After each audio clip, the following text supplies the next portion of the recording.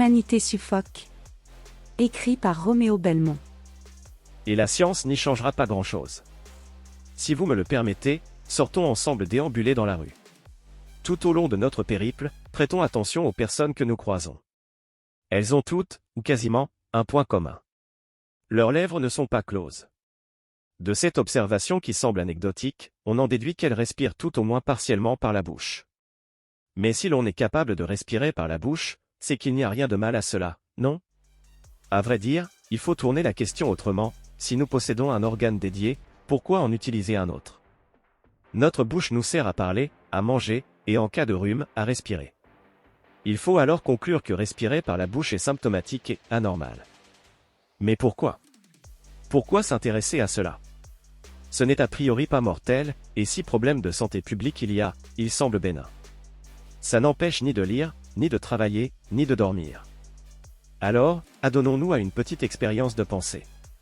Figurons-nous un monde où il est commun qu'un examen chez le docteur se termine par un diagnostic qui exige l'amputation de votre petit orteil. Celui-ci n'a pas la place d'être accueilli par votre pied, qui n'a pas assez grandi. Si vous refusez l'amputation, votre pied pourrait s'infecter, et dans le pire des cas, causer votre mort. Dans ce monde imaginaire, cette opération est courante. Quelle horreur! Mais continuons. L'amputation du petit orteil n'a commencé à être nécessaire, disons, il n'y a que 3 siècles, et avant cela, l'humanité n'en a jamais eu besoin. De plus, on reporte qu'aucun autre mammifère, ou tout animal dactyle, avec des doigts, n'en a jamais eu besoin non plus, et n'a jamais eu de pattes trop petites. Mais l'opération chez les humains demeure tout à fait commune. Grotesque, n'est-ce pas? C'est pourtant essentiellement ce qui se passe avec les dents de sagesse. De même, alors que nous n'avons jamais eu de meilleur accès à des soins dentaires, à l'échelle macroscopique, nous n'avons jamais eu autant de problèmes aux dents. Selon l'OMS, la dégradation des dents étape avant la carie, en quelque sorte, traduction hésitante de ma part, affecte 60 à 90% des écoliers vivant dans des pays industrialisés. C'est la maladie chronique la plus prévalente aux États-Unis, où 42% des enfants développent des trous, cavités dans leur dentition de lait.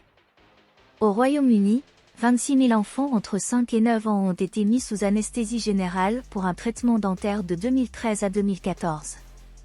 Les dents de travers, que l'on appelle malocclusion, sont une épidémie pour nos enfants. Environ 4 millions d'enfants aux États-Unis portent des bagues pour redresser leurs dents. Le nombre total de patients portant des appareils orthodontiques a doublé entre 1982 et 2008, et a augmenté de 24% chez les adultes. Si vous êtes assez chanceux pour atteindre l'adolescence la bouche vierge, votre passage à l'âge adulte va probablement impliquer des douleurs liées aux dents de sagesse. Aux États-Unis, 10 millions de dents de sagesse sont extraites annuellement, tandis que l'industrie dentaire engrange la colossale somme de 129 milliards par an. C'est là notre paradoxe, qui s'épaissira au fil de mon exposé. Si les caries sont un problème inquiétant et très intéressant à étudier, nous nous focaliserons ici sur les dents de travers, ou malocclusion. Grossièrement, une malocclusion signifie que les dents n'ont pas eu assez de place pour pousser droit. Évidemment, des problèmes peuvent tout de même subvenir, mais l'implication est forte. Pour laisser assez de place aux dents sagesse, 3e molaire, la mandibule doit ajouter au moins 35 mm d'os derrière les secondes molaires, IBID, P42. Autrement, les dents de sagesse ne peuvent pas faire éruption. Notre problème central est donc ce manque de place sur la mâchoire, souvent reformulé en « mâchoire trop petite ». Hypothèse 1, génétique. Pour expliquer le rétrécissement de notre mâchoire, d'aucuns recourent souvent à notre première hypothèse, la génétique. J'entends. Mais alors quels sont les gènes responsables de ce rétrécissement? Étant donné le nombre d'extractions de dents de sagesse, quelqu'un a bien dû mener l'enquête. Pas de nom de gène? À vrai dire, il y a bien des gènes qui régulent la croissance de la mâchoire mais cela pourrait n'être que peu pertinent étant donné qu'un gène, ça s'exprime 61. On pourrait même imager en disant que tout est génétique, car nos gènes sont le hardware sur lequel on croit. Difficile de faire quelque chose que notre génétique ne nous permet pas, grandir jusqu'à 3 mètres, faire de la photosynthèse, ceci dit, que celui qui arrive à cette dernière me contacte, je suis intéressé. De plus, l'hypothèse génétique est absurde. Comment expliquer l'apparition si soudaine de problèmes de dents, si fréquentes répandue, seulement chez l'humain, et seulement pour l'humain au mode de vie moderne? Pourquoi depuis si peu de temps, et pourquoi dans notre seul taxon? De même, rien, si ce n'est un dysgénisme d'une agressivité sans précédent, ne pourrait expliquer la propagation de ce phénomène. Je rappelle qu'une dent de sagesse problématique non extraite peut causer des infections potentiellement mortelles, et qu'une dentition saine est plus attractive, sélection. À moins d'une histoire de vie très rapide, comme dirait l'autre, difficile de rationaliser tout cela. Le coup de grâce à l'hypothèse génétique nous vient d'un dentiste du siècle dernier, Weston Price. En quête de solutions et de réponses aux problèmes dentaires de ses contemporains, Price part rencontrer des tribus non civilisées, ou devrais-je dire primitives, non industrialisées et non mondialisées. Chacune des tribus qui avaient gardé un mode de vie et d'alimentation traditionnel comptait parmi ses membres des individus vigoureux, en très bonne santé, et avec des dentitions parfaites. Le taux de carie n'excède pas le 1%, sans même tenir compte de la gravité, et aucune malocclusion n'est visible à l'horizon. Price a fait le tour du globe, de l'Afrique à l'Océanie, en passant par les Esquimaux. Il serait curieux que toute cette diversité génétique ait pour seul point commun une dentition déclinante. Bien que le filtre des morts à la naissance puisse être avancé, les proportions ne collent pas, d'autant que d'autres hypothèses sont plus prédictives, annexe 4. C'est avec beaucoup d'émotion que je vous l'annonce, mais nous faisons face à un phénomène environnemental et culturel. Soyez rassurés, la sécurité vous protégera des débordements de la part des kazinskioïdes, dont je fais partie. Hypothèse 2, la mastication. Nous arrivons donc à notre seconde hypothèse, la mastication influence la morphologie crânienne. Après avoir lu ces mots, et maintenant que vous me considérez comme un illuminé, je vais essayer de m'expliquer, étape par étape. Tout d'abord, pourquoi une action musculaire impacterait un os? On appelle ce phénomène la loi de Wolff. On constate par exemple des différences osseuses chez des joueuses de tennis 3. Ici, le bras dominant des joueuses était plus dense et plus résistant à la torsion, mais on peut aussi trouver des différences de forme et de masse. On a notre constat, le muscle influence l'os. C'est d'ailleurs pour cela qu'on recommande, entre autres, de faire du sport pour lutter contre l'ostéoporose. Maintenant, il nous faut une explication de ce mécanisme. Quand un muscle se contracte, de la tension est générée, et celle-ci se transmet à l'os par le tendon. Dans l'os, on pense que les ostéocytes sont capables de sentir la tension mécanique et y répondent en exprimant les cytokines. Il y a aussi une affaire de sclérostine, qui inhibe grosso modo la formation d'os. L'expression de sclérostine est négativement corrélée à la charge qui pèse sur l'os 4. Je m'arrêterai là car ce n'est pas mon domaine, mais si l'envie vous en prend, n'hésitez pas à lire mes sources. Il a été démontré que les ostéocytes expriment fortement IGF-1 et que son expression est régulée par charge mécanique 13, 14. Donc, le tissu osseux est remodelé en réponse à une charge mécanique, ce qui est largement dépendant des ostéocytes et de leurs cytokines exprimées. Il nous faut ensuite des observations in vivo. D'abord, on constate que la taille des muscles masticateurs est corrélée avec la morphologie mandibulaire 5. Non, corrélée avec la morphologie mandibulaire 6, 7, 8, 9, 10. Je cite quelques études, mais elles-mêmes en citent d'autres, et on s'apercevra que le sujet est très étudié, et que tout cela n'est pas nouveau. Une des études, de Wei et Ilen D, date par exemple de 1986. Et comme nous le verrons plus loin, on avait de forts indices de cette relation depuis des décennies. Plus les muscles masticateurs sont gros, plus la mâchoire est solide, développée, et plus le palais est large. Les corrélations diffèrent un peu selon les ethnies étudiées, mais la direction reste la même. Chez des Indiens 9, les muscles corrèlent plus avec une croissance horizontale, corps de la mandibule, tandis que chez des Israéliens, le ramus sera plus impacté 5. Pour reprendre la problématique de début d'article, la mâchoire peut croître dans 3 dimensions, les axes X, Y, Z, Yaw, pitch, et roll, dans certaines études, ou les plans frontal, sagittal et transversal. Elle peut grandir vers l'avant, vers le bas, et vers les côtés. Quand on parle de large mâchoire, c'est qu'elle va vers les côtés, par exemple.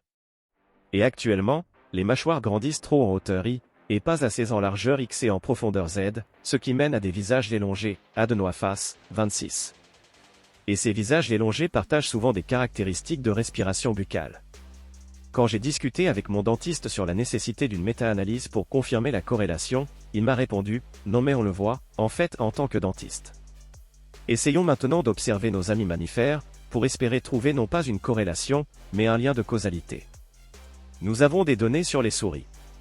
Des chercheurs ont conçu une étude en 2 phases, avec des souris sous diète dure ou molle. La première consistait à faire une simulation, et la seconde en une expérience. La simulation prédisait une croissance osseuse à l'endroit où le tendon s'insérait, et la partie expérimentale a confirmé cela à 4.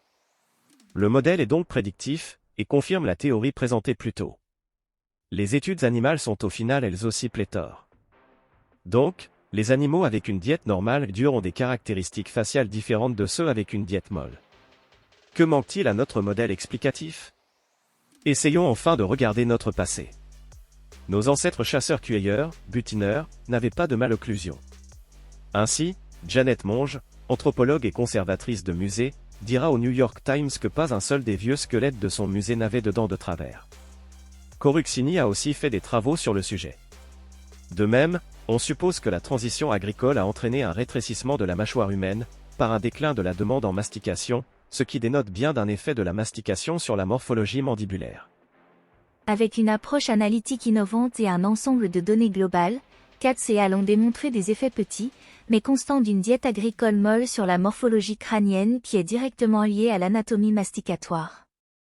Les tribus étudiées par Weston Price avaient, comme dit plus tôt, des dentitions parfaites, similaires à celles de nos ancêtres. Ce n'est que lors de leur transition à une diète moderne que le massacre a commencé. En effet, lorsque des tribus faisaient cette transition et se mondialisaient, le taux de carie explosait, à l'instar celui de malocclusion. Je recommande fortement le livre de Price, en tant qu'ouvrage scientifique, mais aussi comme passionnant livre de voyage. Ce que je tiens à noter, c'est que l'effet de la mastication est universel, même si l'on peut débattre de sa puissance. Nous avons, pour conclure, une théorie, loi, une explication des mécanismes étoffés, une corrélation humaine, une causalité animale, et des observations anthropologiques. Il manque seulement une causalité humaine, et malgré la rareté des données, je ne les ai pas encore lues. Pour un exemple du quotidien, demandez-vous combien de fois vous devez mâcher un aliment moderne avant de l'avaler. Il y a peu de chances que votre réponse soit supérieure à 10, sans compter l'intensité que cela a demandé. Cela constitue donc notre seconde hypothèse, qui porte un nom, Masticatory Functional Hypothesis, l'hypothèse de la mastication fonctionnelle, formulée par Carlson et Van Gerven. Le mode de respiration a lui aussi un rôle crucial dans la croissance mandibulaire. Si un mois a suffi à James Nestor, auteur de Brice, pour modifier sa structure osseuse faciale vers le pire, on observe aussi l'inverse.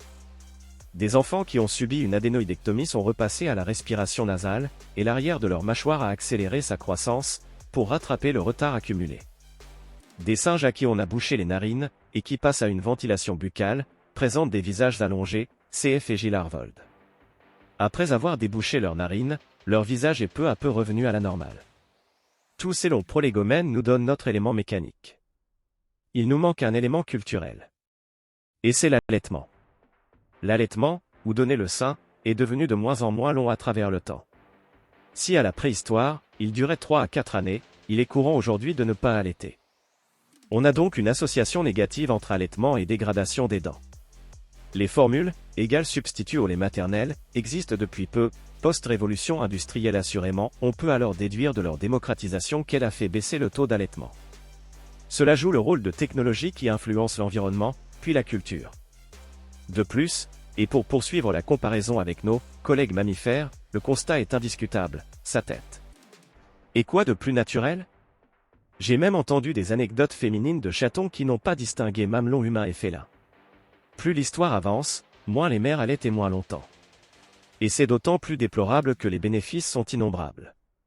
Même l'OMS le conseille, et qui sait combien les citer me fait mal. À vrai dire, c'est à travers l'influence de la Lèche League, une association pro-allaitement. Cependant, un bénéfice immense, rarement évoqué, est mécanique. Les enfants allaités ont moins de malocclusion que leurs homologues non allaités de par l'entraînement musculaire et moteur d'une tétée. Il n'y a guère que Brian Palmer qui en est assez parlé. Mort muette civilisationnelle. D'un point de vue sociétal, voire civilisationnel, il est crucial de s'intéresser à notre santé orthodontique, car celle-ci a un impact qui va bien au-delà d'elle-même. D'abord, et bien que je reste timoré là-dessus, une dentition correcte pourrait aider à l'équilibre, et ainsi prévenir les chutes 40-41. Les personnes qui chutent le plus et pour qui c'est le plus grave, ce sont les personnes âgées. Or, on sait que la perte de dents accompagne parfois le vieillissement, tout comme la baisse de l'équilibre. C'est évidemment très hypothétique, mais on pourrait faire baisser le fardeau sanitaire, en réduisant le nombre d'hospitalisations pour chute. Une bouche bien développée aide probablement aussi la fonction oculaire. Au global, la santé de la dentition semble ruisseler. Ensuite, il y a un lien que j'ai du mal à m'expliquer entre la dentition et l'intelligence. La page web de l'OMS que j'ai citée plus tôt faisait mention d'une meilleure performance des enfants allaités au test d'intelligence. De façon surprenante, il y a de nombreuses études sur le sujet. Je recommande la plus grande prudence, certaines études ne contrôlent pas le QI de la mère, ce qui est un facteur confondant. Toutefois, il semble que l'effet isolé de l'allaitement, bien que petit, soit soutenu. L'effet semble aussi dose dépendant, dans la pire des estimations, on parle de 0,19 points de QI gagnés par mois d'allaitement. En suivant, les recommandations de l'OMS, le bénéfice sociétal est colossal, 53, elle est facile à lire et récente, 2023. Au niveau micro, la mastication peut, sous certaines conditions, améliorer les fonctions cognitives, 54, 55, 56. Mais surtout, le palais et le plafond de la bouche et le sol de la cavité nasale, 1, 57. En fait, une mâchoire trop petite implique mécaniquement une plus grande difficulté à respirer, toutes choses égales par ailleurs. Si nos cavités nasales ne sont pas assez développées, on se rabat sur une respiration, ventilation, buccale, 40, ce qui soulage peut-être sur le moment, mais n'arrange rien. En effet, la ventilation nasale implique l'utilisation par le corps d'oxyde nitrique, qui améliore le rendement d'oxygène. James Nestor explique dans son livre 57 que la ventilation buccale nous amène dans un état de stress, système nerveux sympathique. Et c'est sur cet état de stress que je veux insister. Il y avait ces gens, sans amygdale, partie du cerveau qui provoque les sentiments de peur. En étant privés, ils n'avaient jamais ressenti de peur. À l'un d'eux, une jeune femme, on fit tester un dispositif, dans le cadre d'un traitement psychologique. Il s'agissait d'un appareil qui faisait respirer un mélange de dioxyde de carbone et d'air ambiant. Le dosage était le suivant, 35% de CO2 et 65% d'air ambiant. Après quelques bouffées d'air, la jeune femme fut prise d'une panique sans nom. Pour la première fois de sa vie, elle avait peur. Une peur bien plus profonde que toutes les autres, la peur d'être privée du nutriment le plus important du corps humain, l'oxygène, 57, pages 166 à 169. Tous ces badauds de la rue, la bouche entrouverte n'ont pas l'anatomie optimisée pour respirer. Dans leur développement, il leur a manqué quelque chose. En conséquence, ils suffoquent. Peu ou beaucoup, ça n'a pas tant d'importance. Certains ont des apnées du sommeil, ils ne peuvent simplement plus respirer pendant leur sommeil, pour quelques secondes, un P52-53. Voilà une mort bien silencieuse. Je vous rassure, il existe des traitements qui fonctionnent et qui utilisent le principe de ventilation nasale, 58. Mais comment se fait-il qu'alors que la science n'a jamais été aussi avancée, nous avons tant régressé? Nous avons oublié l'action la plus vitale qui soit.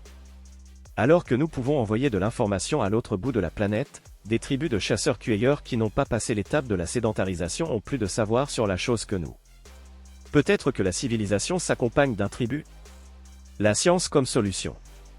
Mais la science a désormais connaissance du problème, donc nous aurons la solution sous peu. La science le savait depuis bien longtemps. Georges Catlin constatait les effets délétères de la ventilation buccale à la même époque que l'apparition des premiers appareils orthodontiques. Ces observations ont été confirmées notamment par Édouard Angle, le père de l'orthodontie moderne, c'est lui qui a inventé la classification des malocclusions, 59.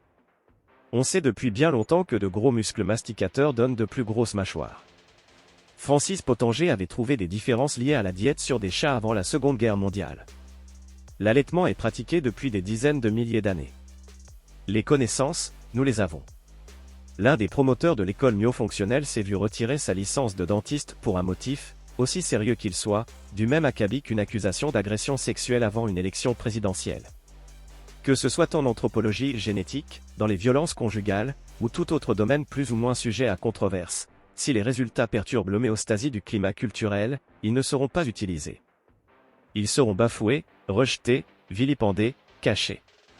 Il y a des paniers de crabes, des omertas, des intérêts économiques, et le nier serait faire l'expression d'un déni cosmique, à la limite du solipsisme. Certaines possibles solutions ont été développées sur ce site-là. Si elles sont intéressantes, elles me semblent difficilement réalisables à l'échelle d'une vie. J'encourage le lecteur qui sera arrivé jusque-là à faire ses propres recherches et ne pas compter sur un Deus ex machina, de même que le français révolutionnaire dans l'âme ne devrait pas compter sur une révolution prochaine B. On ne dissipe pas de l'énergie si facilement. Je suis probablement pessimiste, mais je pense qu'il est temps de faire le deuil de nos morts silencieuses.